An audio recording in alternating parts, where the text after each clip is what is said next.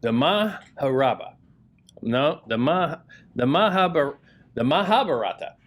I am terrible with pronouncing things. Don't hold me to that. Feel free to giggle behind my back, but you know, it's distracting if you do it to my face. The Mahābhārata, but whatever it is, I'm going to butcher that. It has been described as the longest poem in the world. Maybe, but it's a pretty good candidate for that. It is suggested that it is roughly 7 to 10 times the combined length of Homer's Iliad and Odyssey. The Odyssey is also in this book to give you a framework. The Iliad is there in excerpted form, and this is way longer than that. But it's from roughly the same period. And it's essentially the same style in that it is an epic. An epic poem is generally about the founding of a nation or a people or a culture, and the characters tend to be a mixture of heroes and gods of some form or another. It is perpetuated over time in a culture, usually by what we're doing here, educational opportunities. In a number of cultures, they view, well, okay, in order to be a fully functioning participant in our civilization, our little society, you got to know certain things. And to get everybody on the same page, we're all going to read the same book. And in some way, every culture has this.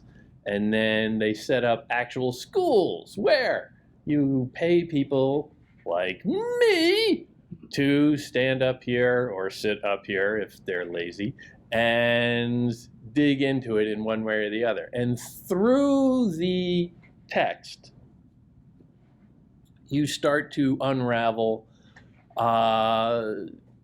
not just a great story, not just, in many cases, a list of rules for how you're supposed to behave, commandments, if you will, but often you find the character of the society itself. And that's usually something that comes from more than just, well, the words on the page, but through conflicting ideas, conflicting themes, lots of debatable points that are poking at you as you're reading. If you're paying attention, you should feel kind of like, jerked around by this story. Like, what? What the hell is that? That is weird. Why did they do? What is that? There are times when, if you're really paying attention, you should have to push this book back and say, that's just too far. But other times, the book is very deliberately drawing you in and saying, come on, this is fun. This is fun. Adventure. Heroes. Battles, monsters, gods! You want to know this stuff. And that push-pull happens throughout all great works of literature. But it can be, on the one hand, more explicit in the ancient world, and on the other hand, sometimes more subtle. Because especially from our perspective, we can't deny the fact that, we are all walking around in a very modern world. And it is very different from the world that we find in the ancient epics. It's just, it's so old.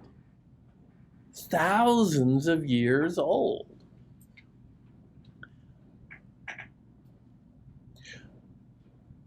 But if you scrape away some of the exteriors, if you get rid of some of the, the oohs and ahs of, wow, that's just weird, and all of that, you can start to realize that, well, no, they're just people. Even when we're talking about gods and great heroes, they're just people. And often pretty dumb people. These books can present themselves as the great repository of unquestioned knowledge in the universe. And the people in them are just morons. And they're acting out of anger and vanity and all the stuff that, you might be wondering, like, well, I'm not, that's a great hero. I shouldn't be judging that person. What's wrong with me? I'm not getting it. No, you are. The heroes are often jackasses. And understanding that and freeing yourself to make those judgments helps you get into it and realize that they are dealing with essentially recognizable problems. They might be fighting gods or monsters or whatever, but still, it has recognizable analogs in everyday life. This poem is about two branches of a family that just don't get along. Is there anybody who has not had that experience in one way or the other? Go to a family wedding. You're always going to have, those cousins. Your mom is going to pull you aside at the beginning and say, don't go over there. Say hi to them, shake their hands, but don't spend any time with them. See, I know because I'm usually those cousins. But it's a family drama. It's a conflict among very recognizable, vain, petty, ambitious, sometimes quite ridiculous human beings who just happen to be, all kings and royalty and great heroes and warriors and all of that stuff, which we are nominally supposed to respect and think, oh, well, they're better than I am. But are they? It's, you can argue it a couple of different ways in this book. The Mahābhārata is one of two giant epics in the ancient Hindu tradition. The other is the Ramayana. They're both treated as a kind of history. I think the word is itihasa in the original.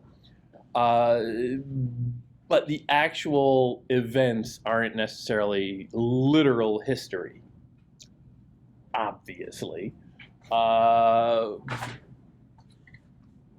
But you just have to abstract a little bit and say, well, okay, it's not necessarily a literal truth of something that happened, but more of an abstract truth of human nature within this culture as it develops throughout the ancient world. Of the two,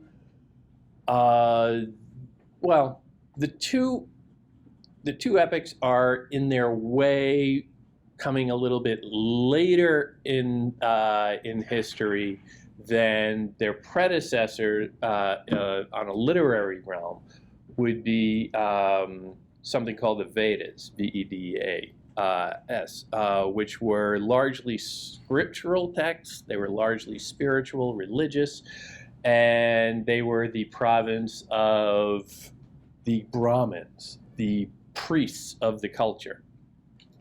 And it was their job to interpret the wisdom of these texts and share that down with other people. It was very abstract. It was very difficult reading. It wasn't necessarily particularly entertaining reading. You know, it's a long lecture about very abstract divine principles. You know, not much of the Rock'em Sock'em plot. These two come along, these epic poems come along as great stories. And they tell these massive stories of intergenerational conflict and war and cunning and murder and attempted murder and all of these things that just really draw you in. It's a great widescreen extravaganza that they lay out. And just think about the role that plays. When you have a story that is this deliberately thrilling at times, this deliberately dramatic at times, who is it talking to? Is it talking to, the priests and the academics and those dull experts on high in the ivory tower? Or is it trying to reach everybody and grab them by someplace special and drag them through an experience of wisdom wrapped in a nougat of adventure?